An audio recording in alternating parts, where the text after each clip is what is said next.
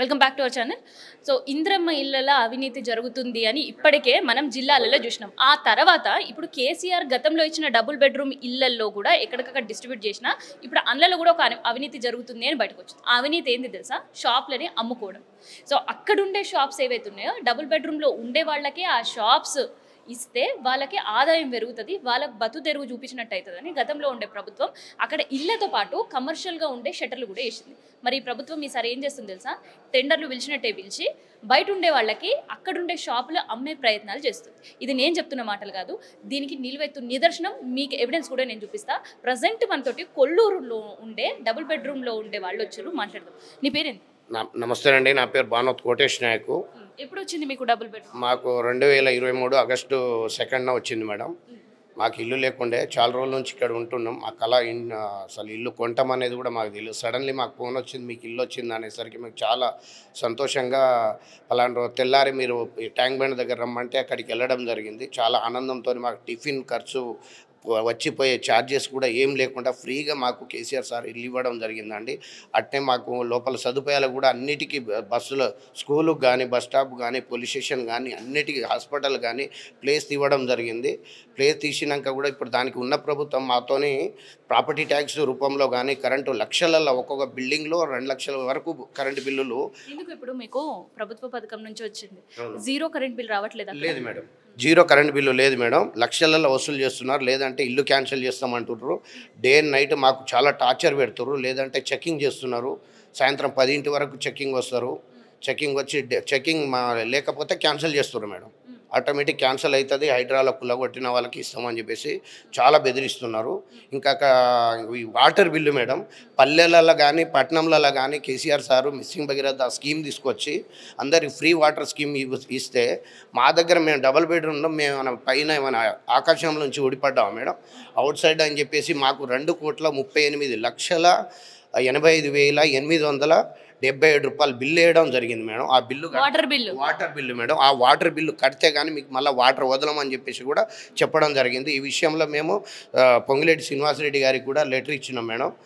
మన incharge GHMC incharge minister కూడా పొన్నం ప్రభాకర్ గారికి కూడా లెటర్ ఇవ్వడం జరిగింది. మా హౌసింగ్ ఎండి గారు గౌతమ్ సార్ కూడా లెటర్ ఇచ్చాము, కలెక్టర్ గారికి ఇచ్చాము. ఈ బిల్ అయితే మీరు కట్టుకోమంటున్నారు వాళ్ళు.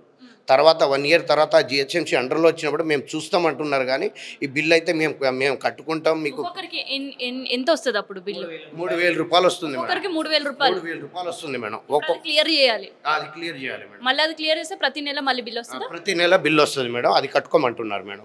ప్రతి నెల ఇంచుమించు ఎంత వస్తుంది అని చెప్తున్నారు? ప్రతి నెల నెలకు వచ్చేసి 50-60 లక్షల వరకు వస్తుంది మేడం ఎవ్రీ మంత్. ఇంకా టోటల్ పాపులేషన్ అక్కడ లేదు. ఎందుకంటే మేడం అక్కడ స్కూల్ లేదు మేడం, ఇల్లు ఉంది, టవర్ లేదు, సిగ్నల్ కూడా లేదు. ఇప్పటివరకు 25 మంది యాక్సిడెంట్లలో కానీ హార్ట్ అటాక్తో చాలామంది చనిపోవడం జరిగింది. అంబులెన్స్ లేదు, హాస్పిటల్ లేదు. కేసీఆర్ సార్ వచ్చి ఉంటే మాకంతా బాగుంటుండే. కానీ ఇవన్నీ ఏం లేకపోతే అక్కడ ఉండకపోతేనే ఇల్లు క్యాన్సిల్ చేస్తామంటున్నారు, చాలా బెదిరిస్తున్నారు. ఆ విషయంలో పబ్లిక్ అయితే చాలా పరేషాన్లో ఉన్నారు. ఆ విషయంలో సండే సాటర్డే వచ్చిపోతూ ఉన్నారు కొంతమంది పబ్లిక్. పిల్లలకు విద్య కోసమే, పిల్లల భవిష్యత్తు కోసమే మనం ఎంత కష్టపడ్డా ఇల్లు కొన్నా ఏదైనా కానీ. Shop issue madam. ఎన్ని షాపులు ఉన్నాయి? మొత్తం వచ్చేసి 118 షాపులు ఉన్నాయి మేడం. 118 షాపులలో వచ్చేసి 80 షాపులు మాత్రమే టెండర్ వేస్తున్నారు. మిగిలిన 38 షాపులు ఏదైతే ఉందో ఇప్పుడు కమిటీ హాల్తో సహా అక్కడ బిల్డింగ్ కట్టలేదు కాబట్టి, స్కూల్ బిల్డింగ్ కట్టలేదు కాబట్టి పిల్లలకు స్కూల్ కానీ, మున్సిపల్ వాళ్ళకి కానీ, మన హాస్పిటల్ బస్తీ దవాఖానకు కానీ వాళ్ళ కింద వాడుకుంటుర్రు. ఈ 80 షాపులు ఏదైతే ఉందో మీరు డీడీ తీసుకోండి, మీకే వేలం అని చెప్పేసి మీకు 90% బయట వాళ్ళకి 10% బయటలే వచ్చి చాలామంది డీడీ తీయడం జరిగింది మేడం. అయితే మేము గతంలో కూడా లెటర్ ఇచ్చినాము. మాకు లోపల ఉన్న వాళ్ళకి ఉపాధి లేదు కాబట్టి మీరు కొంతమందికి ఉపాధి కల్పించిన వాళ్ళు అవుతారు, మాకు లోపల ఉన్న వాళ్ళకి ఇమ్మని చెప్పేసి ఎంప్లాయ్మెంట్ కానీ ఏదైనా కానీ మాకే ఇవ్వండి అని చెప్పేసి కోరడం జరిగింది. లెటర్ కూడా ఇవ్వడం జరిగింది. అయితే వాళ్ళు ఏం చేసిరంటే మేడం, దగ్గర ఒక్కొక్క ఫామ్ మేడం 100 రూపాయలకు అమ్మిరు. దగ్గర 2,000 ఫామ్స్ అమ్ముడు పోయినాయి. దాంట్లో ఒక 300 వరకు డీడీ తీసిర్రు. 300 వరకు డీడీ తీసిన వెంటనే 23వ తారీఖు లాస్ట్ డేట్ అన్నారు మేడం. 23వ తారీఖు మేము డీడీ తీసినాక కొంతమంది ఒక 30-40 డీడీలు ఆగిపోయినాయి.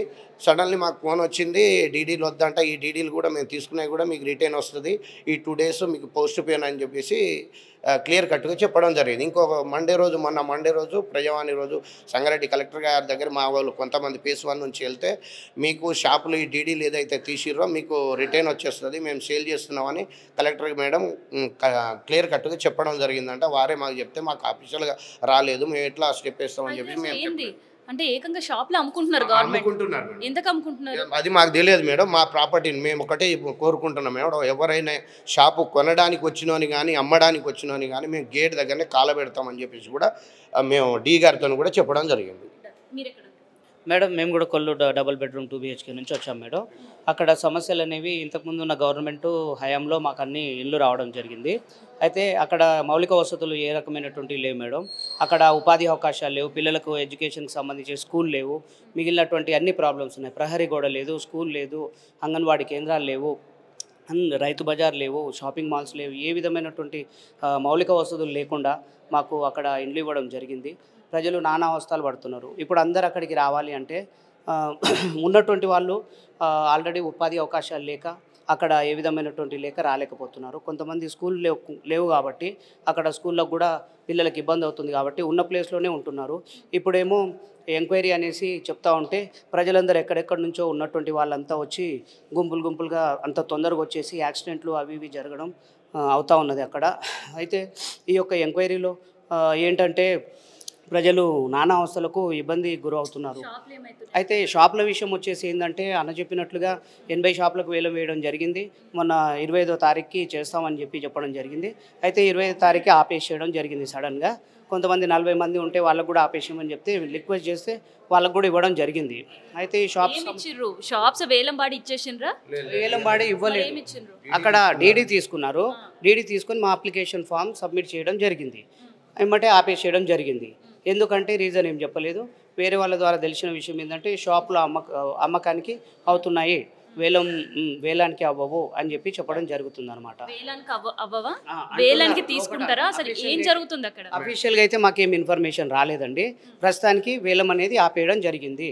మా డిమాండ్ ఒకటే, అక్కడ ఉన్నటువంటి లబ్ధిదారులకి ఆ షాప్స్ ఇస్తే వాళ్ళు బతుకుతారు. ఉపాధి అవకాశాలు కొంతవరకైనా ఒక 80 మందికైనా 80 ఫ్యామిలీలైనా బతకగలుగుతాయి. కాబట్టి అక్కడ ఉన్న వాళ్ళకే ఇవ్వాలి అనేసి మా డిమాండ్ మేడం. 80 షాపులు ఉన్నాయండి, 80 షాపులు ఉన్నాయి. 80 షాపులు 80 కుటుంబాలు బతుకుతాయి అక్కడ ఉన్నటువంటి వాళ్ళకి ఇస్తే. అదే బయట వాళ్ళకి ఇస్తే వాళ్ళు ఇన్వెస్ట్మెంట్లు బయట పెట్టుకోగలుగుతారు, కానీ మేము అక్కడ పెట్టుకోలేని పరిస్థితుల్లో ఉన్నాము. ఆ ఉన్న 30,000 కూడా కట్టనటువంటి పరిస్థితుల్లో ఉన్నారు కొంతమంది. అంత పేదరికమైనటువంటి పరిస్థితుల్లో ఉన్నటువంటి వాళ్ళు వీటికి రావడానికి కూడా మొగ్గు చూపడలేకపోతున్నారు. కనీసం చూపే వాళ్ళకైనా అవకాశాలు ఇవ్వాలనేసి మా యొక్క విజ్ఞప్తి.